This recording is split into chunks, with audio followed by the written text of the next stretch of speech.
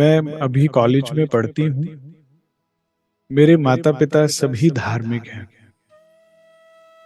मेरे जीवन में कई तरह के कष्ट चल रहे हैं, जिसका उल्लेख मैं इस प्रश्न में नहीं कर सकती, परंतु मैं बहुत परेशान हूँ। मेरी माताजी कहती हैं कि अगर आप राज्य में लगोगे तो कष्ट दूर हो जाएंगे। तो क्या यह सही है महाराज जी? क्या राज्य में लगने से ही कष्ट दूर होते हैं?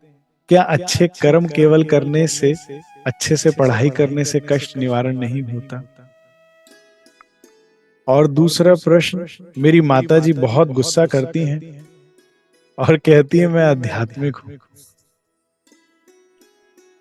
तो क्या अध्यात्म की परिभाषा क्रोध है? कृपया इस प्रश्न का निवारण करें। बहुत ही अच्छे दोनों प्रश्न हैं। मैं दोनों प्रश्नों को लेता हूं। आज का विषय भी ऐसा ही है। मैं अधिकतर हमारे पास बहुत से प्रश्न आते हैं, लेकिन मैं वही लेता हूं जो हमारे विषय से जुड़ा हुआ है, जिससे विषय को समझने में सरलता। पहला प्रश्न, मैं परेशान हूं। माताजी कहती हैं राज्य में लगने से दुख दूर होंगे। क्या राज्य में ही लगने से दुख दूर होंगे? बिल्कुल सही। राज्य में लगने मात्र से ही दुख दूर होंगे और हृदय में सुख की उपस्थिति होगी। इसका सबसे बड़ा एग्जाम्पल तो मैं खुद हूं। अगर धनी के अलावा कहीं सुख होता तो मैं खुद ही राज्य में ना होता। मेरी लास्ट प्रायोरिटी थे राज्य, लेकिन मुझे बड़ी खुशी है कि मैंने पहले सारे दरवाजे खोलकर देखा धनी के पास आने से पहले कि कहीं कोई दुख, कहीं सुख है तो नहीं। इसीलिए आज मेरा भ्रम दूर है। आज मेरे हृदय में संशय नहीं आता कि कहीं उस दरवाजे को खोलने पर दुख के सुख तो ना होता। कहीं मैं जीवन में वो तो नहीं मिस कर रहा। मैं देख कर आया, धनी के अलावा कहीं सुख है ही नहीं। आप ये कह रहे हैं क्या पानी से ही प्यास बुझेगी? कोल्ड ड्रिंक पीने से नहीं बुझेगी, रूह-अफ़ज़ा पीने से नहीं बुझेगी, जूस पीने से नहीं बुझेगी? नहीं बुझेगी, क्योंकि केवल पानी का ही स्वभाव एल्कलाइन होता है, बाकी सबका स्वभाव एसिडिक होता है। उससे प्यास और बढ़ेगी। आप कोशिश तो करेंगे उससे प्यास बुझाने की, लेकिन उससे प्यास बढ़ेगी।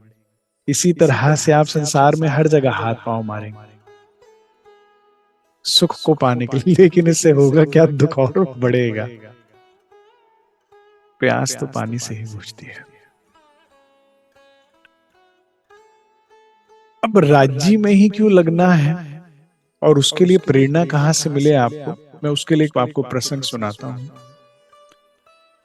एक बार एक संत के पास एक बहुत बड़े व्यापारी आए और कहते मेरे बेटे में बहुत क्रोध है। मेरा जो बेटा है घर में किसी की सुनता नहीं, हमेशा परेशान रहता है, नाराज रहता है, दुखी रहता है।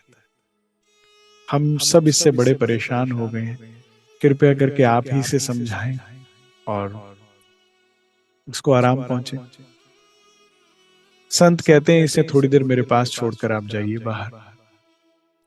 15-20 मिनट, आधा घंटा समझाने के बाद युवक बड़ा ही प्रभावित होकर बाहर आता है और चेहरे पे मुस्कान थी। वैसे वो पहले जाना नहीं चाहता था। बड़े ध्यान से सुनिएगा बेटा, जिनका ये प्रश्न है। माता पिता ने कहा लगता है आधा काम तो हो गया है, क्योंकि अभी तो ये आने की भी लिए मनाही कर रहा था संत के पास, और अब जितना प्रसन्नचित होकर आया, प्रभावित लग रहा है, तो लगता है काम हो गया।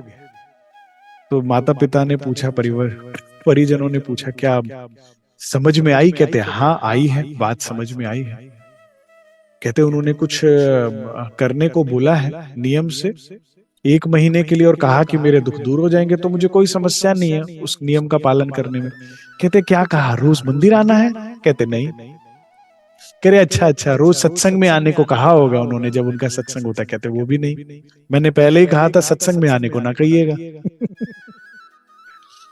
मुझे हल तो चाहिए अपनी समस्या का, लेकिन किसी भी आडंबर में नहीं फंसूंगा अपने माता पिता की तरह।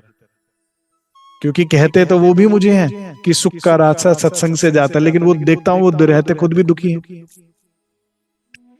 तो मुझे सत्संग में आने, तो फिर बेटा ध्यान कहा होगा, रोज सुबह उठ के दिया जलाने को, पूजा भक्ति करने को कहा होगा, और ध्यान करने को कहा होगा। कह रहे वो भी नहीं कहा।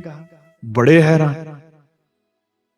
सारा परिवार कहे, ना ध्यान को कहा, ना दिया पूजा पाठ को कहा, ना सत्संग में आने को कहा, ना मंदिर जाने को कहा, फिर कहा क्या है? कहते उन्होंने कहा है आपके घर के पास जो शमशान घाट है, जिसकी भी वो अर्थी जाते दिखो, उसके साथ होके तुम्हें शमशान घाट तक रोज जाना है। ऐसा तुम्हें 1 महीने तक करना है, और मुझे इसमें कोई आपत्ति नहीं है। घर के पास ही शमशान घाट था। वे नियम से जाने लगे। 1 हफ्ते के बाद वे संत के पास लौटते हैं और कहते हैं महाराज, आपने कहा था हर अर्थी के साथ जाना है, तो एक दिन में तो 4-4 अर्थियां जा रही हैं। क्या इस महीने या इस वर्ष क्या अधिक मृत्यु हो रही है शहर में? तो संत ने मुस्कुराकर कहा कि मृत्यु तो इतनी ही होती है, तुम्हारा ध्यान नहीं था। माया के शोर में, माया की भीड़ में तुम इतने मस्त थे कि तुम्हें पता नहीं लगा। मृत्यु तो उतनी ही हो रही है शहर में, लेकिन अभी 3 हफ्ते बाकी हैं। पूरे परिवार में, पूरे और अड़ोसी पड़ोसियों में शोर मच गया। सभी अचंभित होने लगे कि ये संत ने ये क्या नया तरीका बताया, मन को शांत करने का, आध्यात्मिक होने के लिए, जीवन में दुख को भगाने के लिए शमशान घाट जाने को रोज बोल रहे हैं। लेकिन दूसरे हफ्ते से ही परिवर्तन नजर आने लगा। वह बच्चा अब और शांत था, वो किसी से झगड़ा नहीं करता।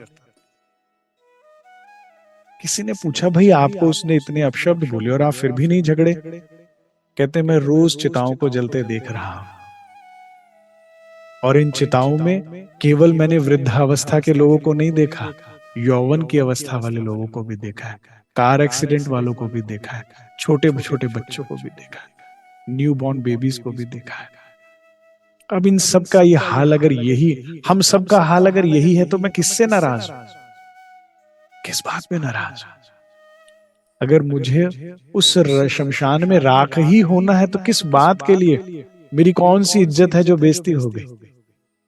अगर अंत में मुझे उतने से लोटे में ही भरकर लाना है आपने, तो क्या नाराज? झगड़ा कम हो गया, अब चिंताएं भी कम हो गई।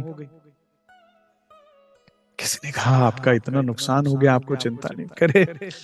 मैंने लोगों को देखा है, कुछ नहीं लेकर गए। राम नाम सत्य करते हुए जब शमशान घाट लोग ले जा रहे थे, कोई साथ कुछ नहीं लेके गया, कोई बात नहीं। भभकती हुई लकड़ों में बस इतनी, कोई उनसे रूठ गया, नाराज हो गया, तो भी परेशान नहीं हो रहे। किसी ने कहा भाई आपके मित्र इतने प्रिय मित्र थे, अब वो आज आपसे रूठ गए, नाराज हो गए, विदेश चले गए, आप परेशान नहीं हो रहे? कह रहे मैंने देख लिया, जितने भी प्रियजन हैं वो केवल शमशान घाट तक के साथ हैं, इसके आगे किसी ने नहीं जाना। तो फिर मुझे किसी के जाने का क्या दुख? जीवन बदल गया 1 महीने के बाद। प्राणाधार सुंदर साथ जी, जब आप इस संसार में आए तो भी लोगों ने खुशियां मनाई, एक परिवार इकट्ठा हुआ, और जब आप जाएंगे तो भी परिवार इकट्ठा हो, बस। लेकिन वहीं तक साथी, उससे बाद में या उससे पहले श्री राज ही साथ। 4 दिन की जिंदगी है, बंधी हुई सांसें आई हैं, पता नहीं किसकी कितनी सांस, लेकिन हमेशा हमेशा का आपका जन्म जन्मांतर का प्रेमी श्री राज, इस ब्रह्मांड से पहले भी और इस ब्रह्मांड के बाद।